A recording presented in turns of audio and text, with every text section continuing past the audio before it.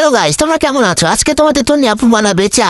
সবার প্রথমে আমরা কিচেনে এসে পাতিলে পানি ভরবো, কিন্তু এসে দেখি পাতিল আগে থেকে পানি ছিল। তারপরে আমরা এখন কি করবো? এখন আমরা ম্যাচ খুঁজবো। আর কি খুঁজছিলাম আমি কিছুই জানি না। এই যে আমাদের ম্যাচ। এখন আমরা আগুন ধরাবো।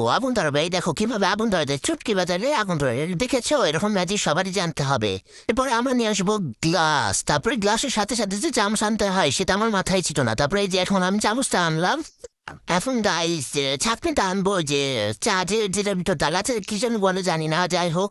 তো চলো এখন আমরা এই জিনিসটা হলো গ্লাসের উপর বসিয়ে এটার উপরে এখন দিয়ে দিব চা পাতি। চা পাতি নাকি, হ্যাঁ চা।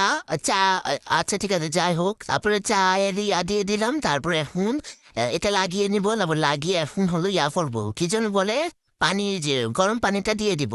এখন গরম পানি দেওয়ার জন্য প্রথমে আমরা, হ্যাঁ, গরম পানিটা তুলে নিলাম। তারপরে এভাবে ঢেলে দিব। সবাই দেখো কিভাবে ঢালতে হয়। আবার কেউ জানি ঢালতে গিয়ে পায়ের উপর ফালায় ফেলো না, তাহলে অজ্ঞান হয়ে যাবে। তারপর আমাদের দোষ দেন দাও না। তারপরে দেখো, তারপর হয়ে গেল। ও বাবা গো, পরে তুইলা দেখি কি হইলো, আবার চার দাই অস্ত সর্বনাশ। এখন তো এটাই খাইতে হবে, না হলে তো আম্মু তোরা দিবে। আমি বানাবো চা, আর আমার অকাম হবে না জীবনেও না। আমি এই যে চিনি না দিয়েই আমি চলে যাচ্ছিলাম চা নিয়ে। তারপরে এখন চিনিটা আনার জন্য ওই যে র্যাকটা খুললাম পাগলের মতো খুলে।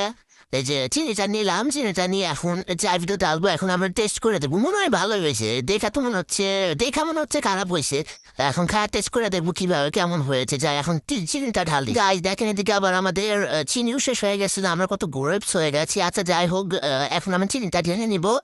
এবার চিনির বয়ামটা আটকিয়ে রেখে দিব। তারপরে এই যে দেখেন এত সুন্দর চা হয়েছে, দেখতে তো ভালো হয় না, এখন খেয়ে দেখবো।